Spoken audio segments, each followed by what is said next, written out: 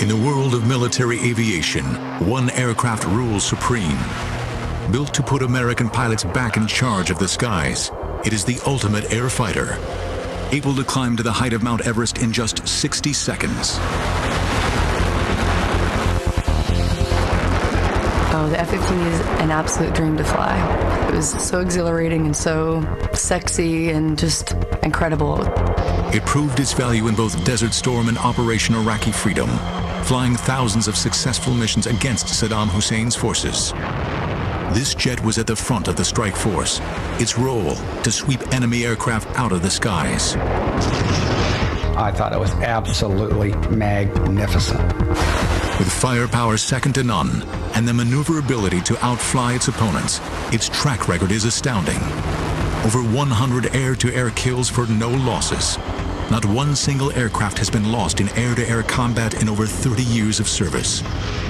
Whoever controls the F-15 controls the skies. It's the greatest airplane in the world. Using extraordinary archive film and color reenactments, heavy metal flies into battle with the F-15 Eagle.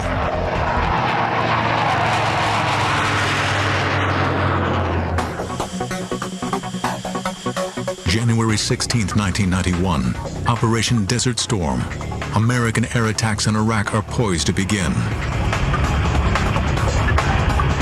Flying at the front of a great wave of coalition aircraft are 20 F-15 fighters. Over 40 miles into Iraq, their radar picks up enemy contacts. Captain John Kelk leads the flight of F-15s. He is the first to hear the radar warning tone in his headset. Enemy fighters are targeting his plane.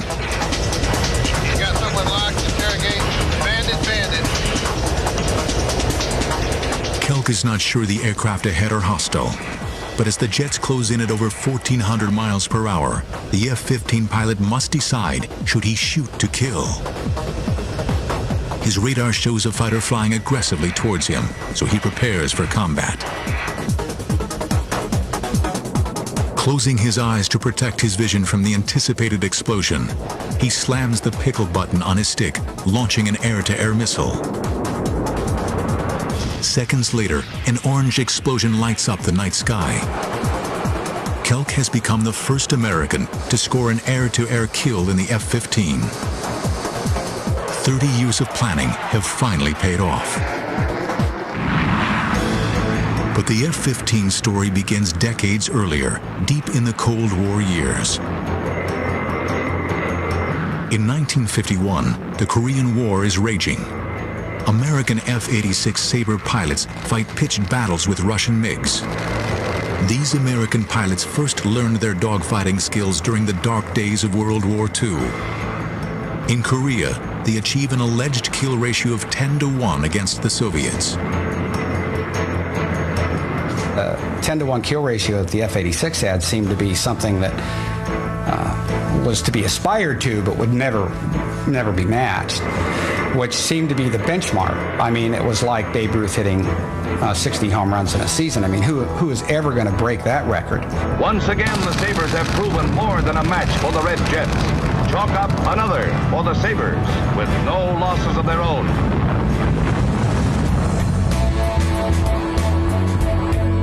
By the Vietnam War, U.S. Air Force fighter pilots are flying F-4 Phantoms against a new generation of Soviet-built MiGs. USAF planners decide the new aircraft should fight at great distances using guided missiles. They believe the age of the dogfight is over. But missiles don't always find their targets. In fact, only 14% of the first AIM-7 missiles ever hit anything. And when the Phantom's missiles fail, the fighter is left completely defenseless. The F-4 has no gun. A fighter that doesn't have weapons isn't a fighter. And the issue with the F-4 in Vietnam, though, was that the Sparrow, the radar-guided missile, and the Sidewinder, the heat-seeking missile that the airplane carried, were designed to be shot against large bomber-sized targets at high altitude. When you take a system designed, optimized for that, and then employ it against small fighter-sized targets, highly maneuvering at lower altitudes, the results are not pretty, and they weren't pretty for us. Soviet MiGs flown by Vietnamese lure F-4s in close, knowing they are soft targets. But the American pilots are not trained to dogfight. That knowledge from World War II and Korea has not been passed down to this generation of fighter pilots. The training that I had to go to Vietnam was abysmal. And new pilots that came into their organizations that were supposed to be there to go fly air to air and dogfight with the MiGs, the training was not even as good as abysmal. It was just, in fact, non-existent. The American F-4s and their pilots are left dangerously exposed. If you're an F-4 pilot in the midst of a dogfight, you've used up your radar missiles, they all missed, which they always did, and then you fired a few of your infrared missiles, and by bad luck or because you didn't have a good position, they missed. Now you're out of ideas and out of ammunition, and you better go home because you're in trouble. They're going to get you unless you can get out of there because you don't even have a gun to fall back on. The F-4 had originally been designed to down nuclear bombers. When pushed into a dogfight, its limitations are all too clear. The F-4, like almost all the airplanes that were designed to be electronic radar interceptors, had horrible visibility because the designers were totally focused on somebody with his head down in the radar scope, either the pilot or the guy behind him doing that. And all you needed windows for was to take off and land because the radar was going to be your eyes. Well, that's a quick way to a quick death in combat because the guy who kills you is never out front. He's always the guy who's behind you. These mistakes prove costly. Over 3,000 American aircraft are lost. For a good part of the war, we didn't get much better than 1-to-1 exchange ratio, which all things considered was a disgrace. The Air Force took it as a disgrace, and it was a disgrace. Air Force planners know they need a new aircraft, the ultimate dogfighting machine. A plane that can achieve air superiority in any theater of action. 500 designs are submitted for the FX Fighter Experimental Program. But Air Force chiefs are not impressed. The 500 designs that were returned from the first request for proposal were all rejected because they simply did not break the mold. The Air Force urgently needs to regain the aviation advantage. Unexpected developments in Russia suggest they are losing the race. At the 1967 Moscow Air Show, the Soviets unveiled their next generation fighter, the MiG-25 Foxbat. It would have looked to the intelligence analysts as though this was a force to be reckoned with. It would certainly have put the fear of God into them because you've got an aeroplane that can fly at up to Mach 3, that can climb to 60, 70,000 feet, and that is easily going to be able to chase down and beat any fighter that the Americans had to put up against it. The race is now on to build an American plane that can outfight the Soviet MiG. Little does anyone know, the result will change military history forever. After losing the aviation advantage to the Soviet MiG-25, American aircraft designers go back to the drawing board. Planners must recruit somebody who really understands fighter planes. They need a guy with hands-on experience of aerial combat, matched with great technical insight.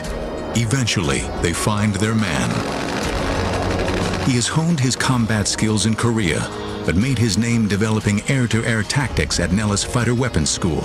His name, Major John Boyd. At that time, he was known as the Mad Major. He was a guy who was totally focused on air-to-air combat, had dedicated his whole life to first whipping every other fighter pilot in the Air Force and the other services, and secondly, developing theories on how to do that, brilliant new theories that changed the way every Air Force in the world flies. Major Boyd is asked to evaluate the existing Fighter X proposals. The early plans will eventually become the new Air Force fighter. They brought this uncouth genius to the Pentagon, said, here's what we have for a design, give us your evaluation. And John said, well, I don't know much about airplane design. He said, but I could screw up and do better than this. Boyd realizes that without a completely fresh start, the Air Force could end up with yet another underperforming plane, like the F-4. Maneuverability must top the list of design specifications. Boyd needs to get his hands on the most powerful computers of the day. The Air Force has rare mainframe machines, but bureaucrats deny him access. Always inventive, Boyd manages to log unofficial time, working after hours. But the Mad Major's erratic behavior makes him enemies inside the Pentagon. One hostile colonel accuses him of stealing $1 million worth of Air Force computer time. To some senior officers, John Boyd would always be a dangerous maverick. In the end, even though John caused these upheavals and had like unending complaints from every area of the bureaucracy about his behavior and what he was forcing him to do, in the end, the chief of staff always supported him. And he actually arrived at quite a brilliant design. John Boyd does in fact produce revolutionary design specifications for the new Fighter X. 3 companies are then invited to compete for the chance to build the FX fighter. They have 9 months to create a polished design.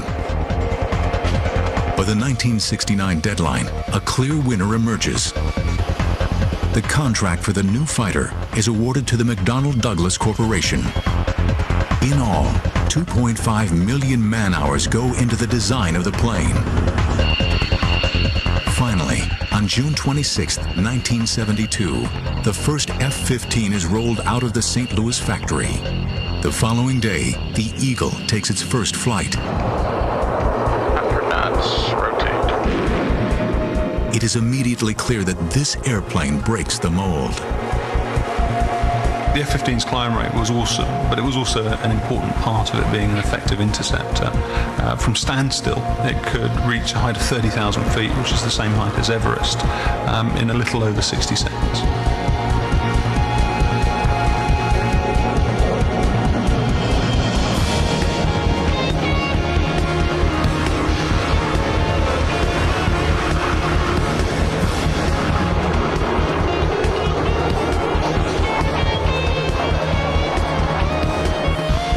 There has also been a revolution in the cockpit. Equipment is designed to free a pilot from distractions. Whether attacking or defending, a pilot must stay focused on the enemy, not the aircraft's instruments. One radical new design is intended to simplify flight displays. It's known as the HUD. A HUD is a heads-up display, and it helps us in so many ways because we don't need to look down for any information. Everything that we do and everything that we need to see is right there in front of us. You got your altitude, you got your airspeed, you've got your Mach number, your G's available, the G's that you're actually pulling, what mode you're in, whether you've got a shot on somebody, if you're trying to shoot him with a missile, whether or not you're ready for a bomb to come off. Everything that you need to see is right there in front of you, so you don't have to look anywhere else for it. While the HUD projects information onto the canopy, the hands-on throttle and stick, or HOTAS system, means a pilot should not have to look down to fire weapons. Something crucial in the heat of battle. HOTAS was designed to make it easier on the pilot to be more efficient in the cockpit. With HOTAS being that quick and easy to change from different modes, it definitely means a matter of whether you kill your bandit now or you get killed. I think that having the HUD and having HOTAS definitely makes it more strapping the fighter onto you. You become one with the fighter.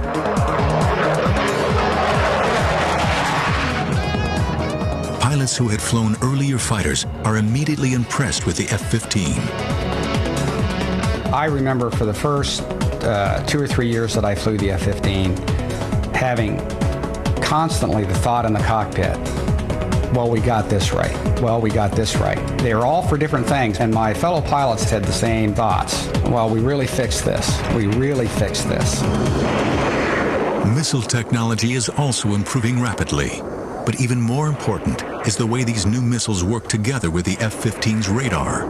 You can have good missiles, but if you can't target them with a good radar that maintains a lock, that provides accurate ranging information and engagement information, then they're not a lot of use. A powerful radar means that air-to-air missiles will be more effective than ever before. If the system works in the heat of battle, it will be the key to the F-15's air supremacy. the Eagle's radar will locate and destroy enemy aircraft before they ever know what has hit them.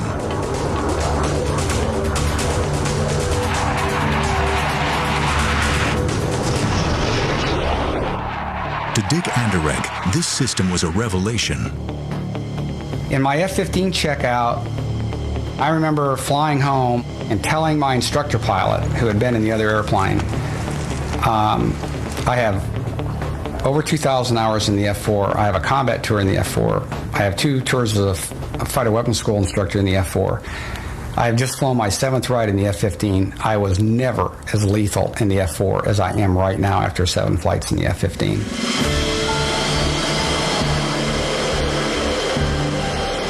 Within 3 years of its first flight, the Eagle has broken multiple records.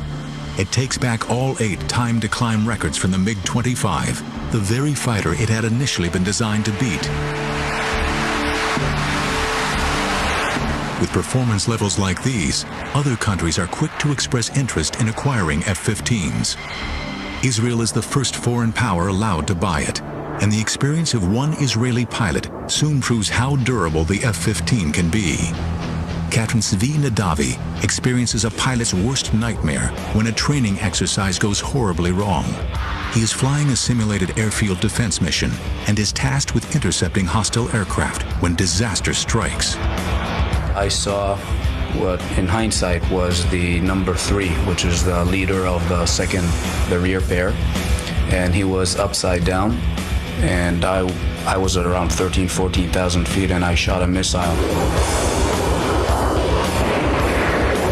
Even though he was upside down, he continued to go up, and I was like this, so it was stomach to wing. We couldn't see each other, and we collided.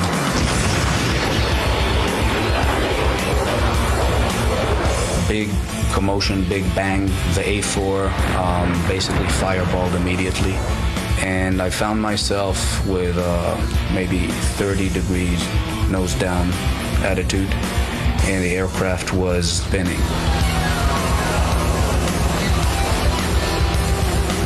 Right after the crash, I told my navigator, prepare to eject, we're going to eject.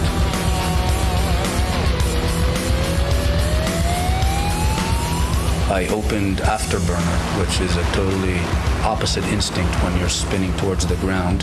Then the roll slowly stopped, and slowly I was able to bring the nose back up. I told my wingman to come close and to inspect me. There was a huge spray of fuel that was being drawn out of the wing, and it basically camouflaged what was going on there. Nadavi survives the mid-air collision. He is 10 miles out from the nearest airfield and hopes to still land safely. But the pilot cannot see what has happened behind the spray of leaking fuel. His F-15 has been so badly damaged in the collision that he is flying on just one wing. After a devastating mid-air collision, Captain Zvi Nadavi finds himself flying a seriously damaged F-15. Somehow, he is able to regain control over his aircraft and attempt a landing. I approached the airfield. I crossed the threshold where usually in an F-15 you cross at 130 knots. I crossed at anywhere between 250 to 260 knots. Was landing at approximately twice the normal landing speed. I put the tail hook down. There was a cable at about a third of the runway, and we went into that cable. But because of the speed, the hook is not built for those speeds, and the hook basically tore off the airplane.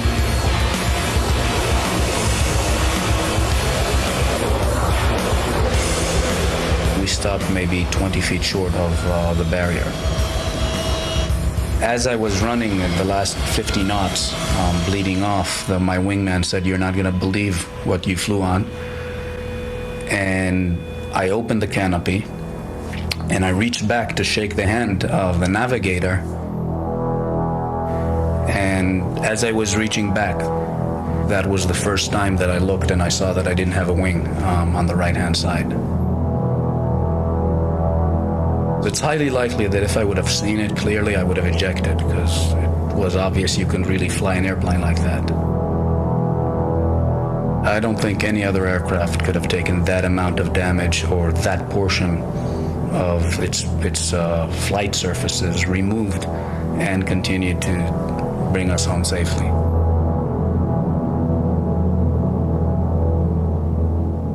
The best testament was a good friend of mine who was an F-16 pilot, and he crossed and he saw that there was no wing, and his first words was, "Can I transfer to F-15s?"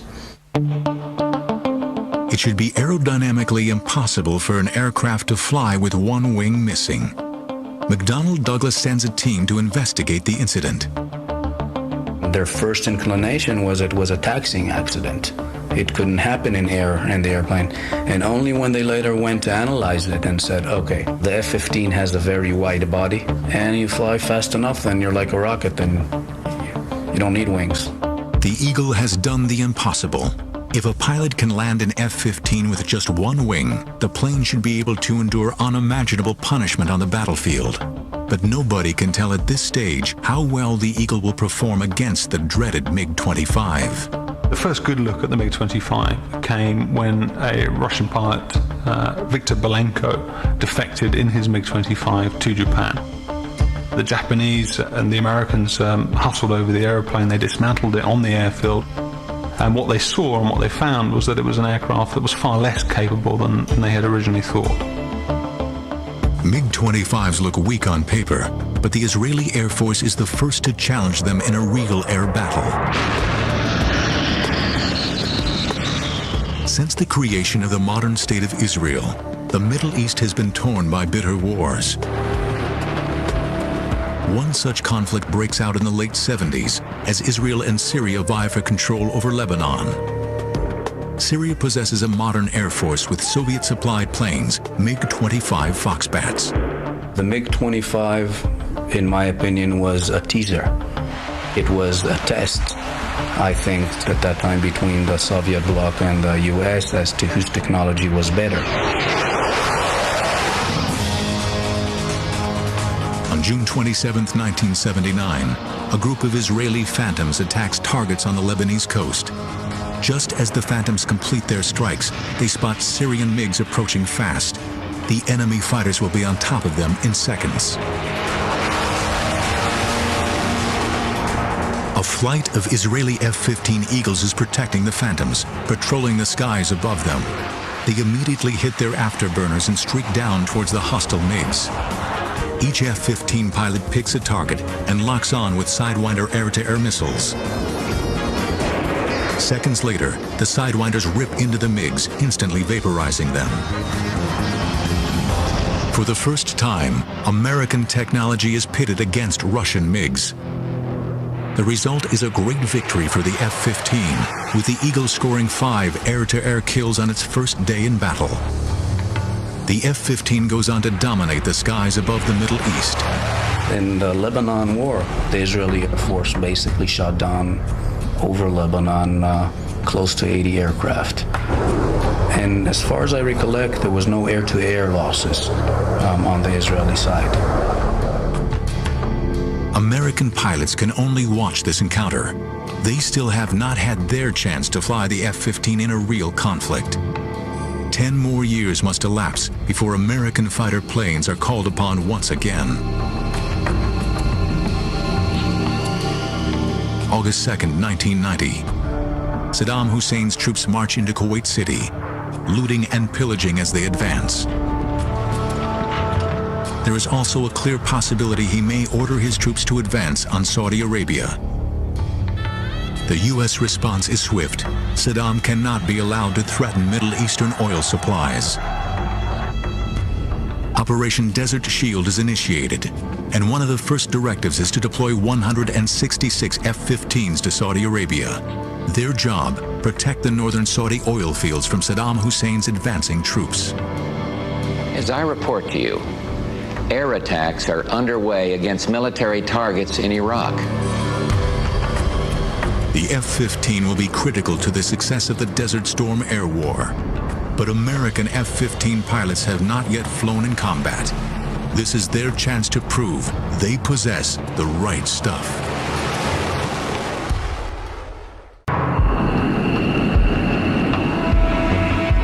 It is 1991, and F-15s are the first planes sent to the Gulf region for Desert Storm.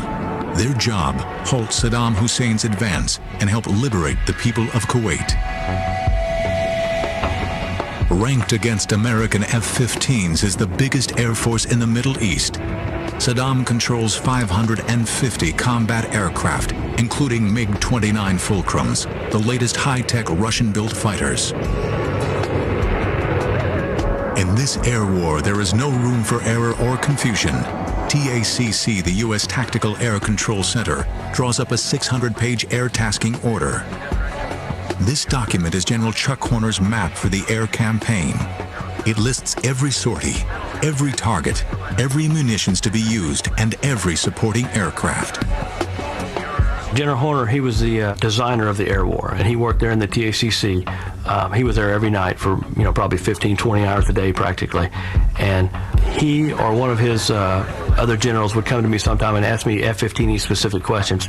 For example, can your airplane hit this target? And they'd show me a satellite photo or a map and a target description, and then I'd give them an answer, yes or no. And most of the time I'd look at it and go, sure, that thing's going to return radar. We've got good coordinates where it is. We can hit it. The goals of the air campaign were first get control of the air, because that enabled all other operations. Then the second goal was to debilitate the Iraqi army so they could not resist our ground forces when they went in to liberate Kuwait. And the third thing we did, which was sort of a side mission, was attack his weapons of mass destruction programs, nuclear, biological, chemical, and the Scud systems that could deliver them. General Horner assigns two primary roles to the F-15. F-15Cs, the pure air-to-air fighters, will ensure air superiority. The F-15Es, their Strike Eagle cousins, will bomb heavily defended, high-value targets. On January 17, 1991, President George Bush Sr. orders a strike against Iraq. Mike Smith was working in the Tactical Control Center. He communicates with the F-15 squadrons, passing on their target information. The first few nights, the big concentration was the fixed Scud sites. We wanted to knock out all the fixed Scud sites in western Iraq. I believe that Israel threatened to use nuclear weapons in retaliation to a Scud attack, say, that carried biological or chemical warhead. And as a result of that, I could see why the immense pressure was put on us about the Scud missiles. A wall of metal, a wave of F-15 fighters is called upon to sanitize Iraqi airspace ahead of the strike force. The Eagles will be kept busy through the night, fighting at the leading edge of the Desert Storm air battle. We went in as part of the first wave of 24 F-15Es to go in and strike targets, and our targets were fixed Scud sites along the western border. Rich Haran's flight speeds towards Iraqi airspace. Before they can cross, a difficult operation must be completed.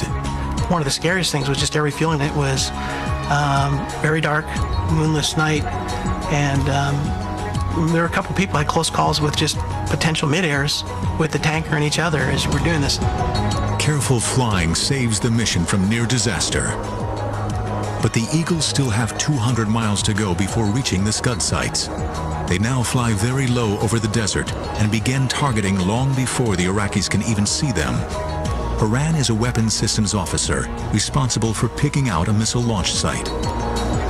We're about 12 miles out from the target, and the conversation is, this isn't so bad. These guys are asleep. And about that time, all hell breaks loose.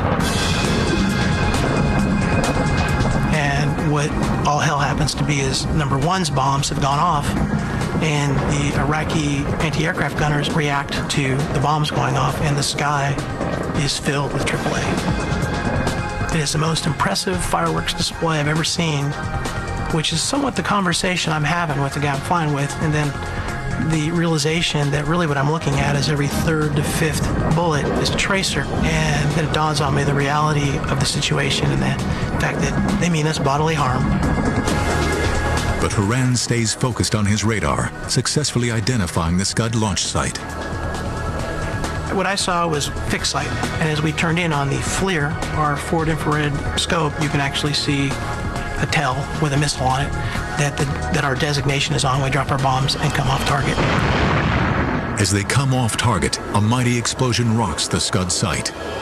Horan and his pilot now rejoin the other F-15s. All 24 have made it safely through the target area, but they are still deep within Iraqi territory.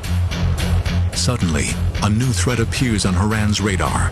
Could this be one of the feared MiG-29s? And you can see it flying parallel, offset by several miles to our string of airplanes, and then you see it, what is obviously him running an intercept on our aircraft. We lock him up to let him, for his radar warning receiver, to let him know that he is being looked at, and sort of point at him, hoping to get a reaction or to potentially employ our AIM-9 missile, and then he essentially turns away. The Iraqi pilot seems reluctant to attack a large flight of F-15s, or is he just waiting for the best opportunity to strike?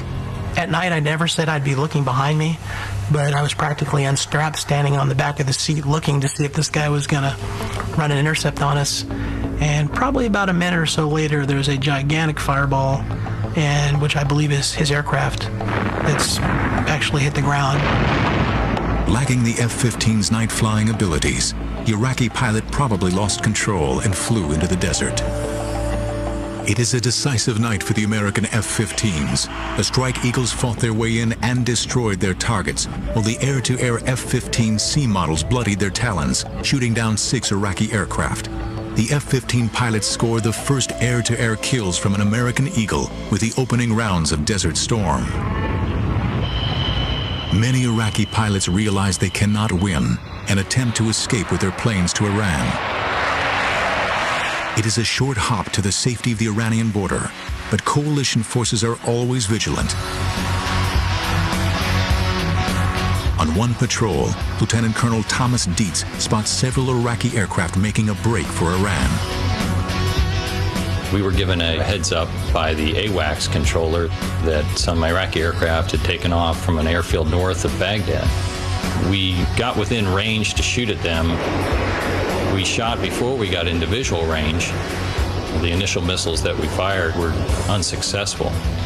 So we wound up essentially rolling in behind these 4 Iraqi aircraft, about 1.5 miles behind them. Shot them with heat-seeking missiles. This new generation of missiles has a very high accuracy rate, and Dietz is astonished when he sees his shots miss the Iraqi planes. I could see the warheads detonate from the missiles, and then the Iraqi aircraft continued to fly. And I was figuring maybe I was snake bit here that got into such a position and the missiles didn't seem to work. Well, I probably had temporal distortion because just a few seconds later, a little flame started trickling out the back of the aircraft on the left, and then flame trickling out the back of the aircraft on the right. And just a few seconds later, huge fireball followed by the second aircraft doing the same thing. At that point, I was just about to pronounce myself the world's greatest fighter pilot, at least in my own mind, when I thought maybe I ought to look around and see if there are other Iraqi aircraft flying around. And I remember as I started looking to the left, right there, not far from me, within a half mile, was an Iraqi aircraft that had his nose pointed out in front of me, which made me initially think, oh, this guy could shoot me with a gun. Captain Dietz is now dangerously exposed. Could this Iraqi fighter blast him out of the sky? Having shot down one Iraqi fighter, Thomas Dietz then spots another flying straight towards him. He needs to react fast. The enemy might open up with his gun at any second. So my mind began going over the maneuver I'd have to do to defeat this threat. Is when I realized that this was just the front half of an Iraqi aircraft. There was a bunch of flames streaming out the back. The canopy was gone, indicating the pilot had ejected. And I looked over, and there's my wingman behind that aircraft, and he had shot that down. This pattern of successful shoot-downs repeats itself throughout the Gulf War. The Iraqi Air Force, I think they were finished in the first 2 or 3 nights. The F-15 was very effective at sweeping them out of the sky. And if they had any airplanes, they weren't flying them. Only 2 F-15s are lost during Desert Storm, a testament to the skill and training of the Eagle pilots. They fly an amazing 2,400 missions and ensure that the Iraqi Air Force is largely confined to the ground. The F-15 definitely proved itself in the Gulf War. I think it had a reputation before the Gulf War of being a force you did not want to reckon with. Coming out of the Gulf War, that reputation was clear in everyone's mind worldwide. Kuwait is liberated and Saddam subdued, but the power struggle in the Gulf region is far from over. The United States Air Force continues to fly over Iraqi airspace on Operations Northern and Southern Watch. For 12 years, they keep a careful eye on Iraq's military activities. Then, suddenly on September 11th, 2001, everything changes.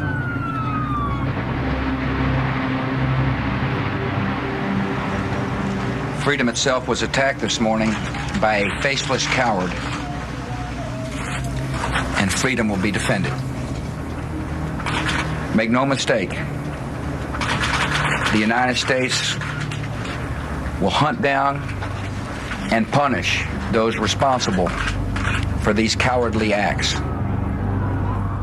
It was relatively obvious to me as a combat pilot that we were going to play some role in whatever happened. At that point, obviously, we didn't know where the attacks had come from or who was at fault or even what we were going to do about it. But I was relatively confident that if we were going to take any kind of military action, that F-15Es were going to be part of it, and I was hoping that I'd be able to be part of it as well.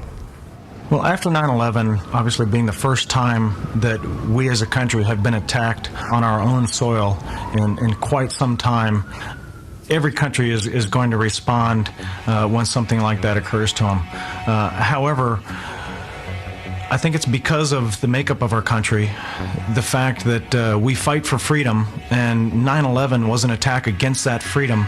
It did bring us together, and it brought us together in a very good way.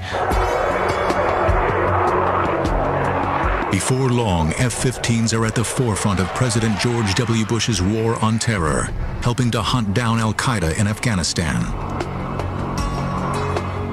The role of F-15E in Afghanistan was mostly close air support. They were working in close proximity of ground forces, and they relied on the eyes of those guys to find al-Qaeda and be able to determine if there's a good guy or a bad guy. It is the exceptional range of the F-15E that proves invaluable in the Afghani conflict.